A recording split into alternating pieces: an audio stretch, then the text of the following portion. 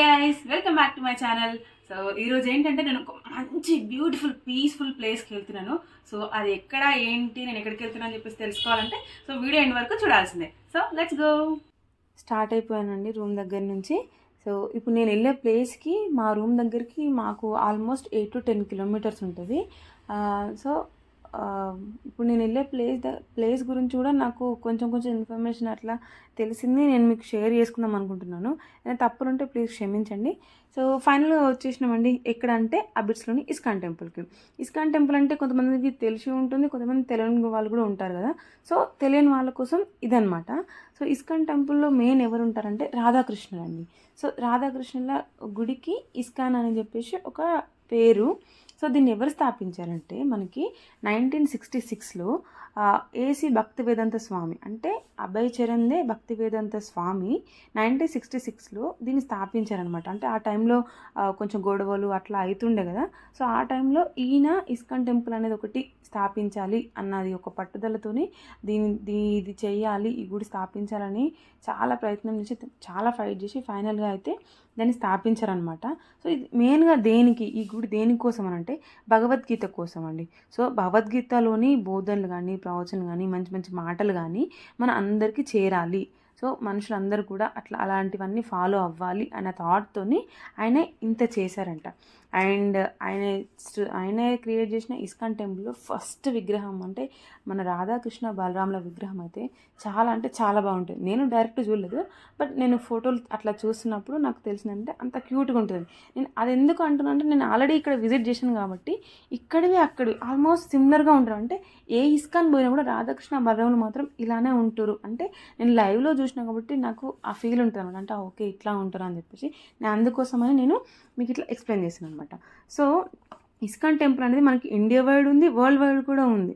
So ఇది main ఎక్కడ ఉందనంటే మనకి Mayapur, west Bengal. So west Bengal అనగానే మనకి ఏం గుర్తుకొస్తుంది? కోల్కతా అనమాట.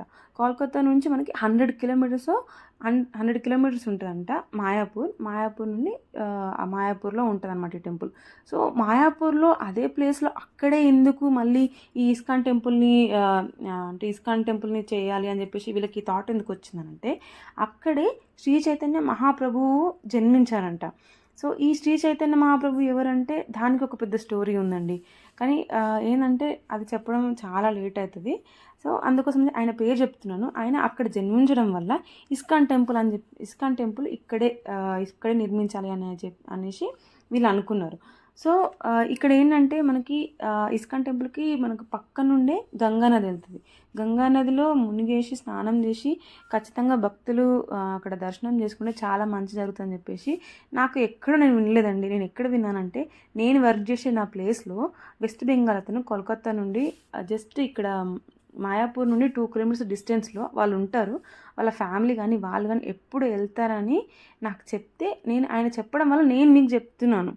సో నేను ఇక్కడ ఇది నెట్లోనో గూగుల్లోనో సెర్చ్ చేసింది కాదు. సో ఇదనమాట. నేను ఆయన చెప్పడం వల్లనే నేను అరే సరే చెప్పొచ్చు ఓకే అని చెప్పేసి నాకు అనిపిస్తేనే నేను దీన్ని చెప్తున్నాను అనమాట. అండ్ ఇప్పుడు మండే రోజు మనకి హోలీ వస్తుంది. రాధాకృష్ణులకి ఫేవరెట్ అనమాట ఇది. ఆ హోలీ పండుగ రాధాకృష్ణులకి ఎంత ఫేవరెట్ అనేది నార్మల్గా మనం స్టేటస్లోనూ రీల్స్లోనూ చూస్తూనే ఉంటాము. ఆ టైంలో కనుక మనము మాయాపూర్ కానీ ద్వారకమే కానీ వెళ్తే కాలు పెట్టడానికి కూడా ప్లేస్ ఉండదంటండి. అంతమంది రష్ ఉంటారంట. అండ్ వీళ్ళకేంటంటే రాధాకృష్ణులకి ఇష్టమైన పండుగ కాబట్టి వాళ్ళలాగే వీళ్ళు కూడా చేయాలి, ఆడుకోవాలి, పాడుకోవాలి. మనకు తెలుసు కదా హోలీ అంటే మనం ఎట్లా చేస్తామో. సో అట్లనే వీళ్ళు కూడా చేయాలి అనే థాట్లో ఉండి తీర్థయాత్రలకు వెళ్ళినట్టు వెళ్తారంట హోలీ పండుగకి. మీరు నమ్ముతారో లేదో, అసలు యాక్చువల్లీ నేను నమ్మలేదు. మాకు తెలిసిన స్టాఫ్ అబ్బాయి చెప్తుంటే అసలు నాకు కూడా అనిపించింది అనమాట, అరే ఇది నిజమా అని. సో ఇట్లా అవుతుందంట అండి. సో ఇదే అనమాట నేను చెప్పాలనుకునేది. యాక్చువల్లీ కొంచెమే చెప్పాను, ఇంకా చాలా ఉంది ఇన్ఫర్మేషన్, బట్ నా దగ్గర వీడియోస్ లేవు. యాక్చువల్లీ నేను ఈ వీడియో కూడా నేను జస్ట్ వ్లాగ్ కోసం తీసిన, కానీ మొత్తం అన్నీ యాడ్ చేసి నా వాయిస్ ఓవర్ ఇవ్వడమే అవుతుంది. కానీ ఫైనల్లో మాత్రం మీకు ఒకటి చూపిస్తాను. మనకి ఈ టెంపుల్లో డోర్స్ ఓపెన్ చేస్తారు రాధాకృష్ణులది. అది ఓపెన్ చేసినప్పుడు చూడండి ఎంత బాగుంటుందో. అండ్ వీళ్ళ భజనలు వినండి ఒకసారి, ఎంత పీస్ఫుల్గా ఉంటాయంటే అంత బాగుంటాయి. మీకు దగ్గర పట్ల కానీ ఎక్కడ ఉంటే ఖచ్చితంగా విజిట్ చేయండి ఇస్కాన్ టెంపుల్కి. మీరు మాత్రం నిజంగా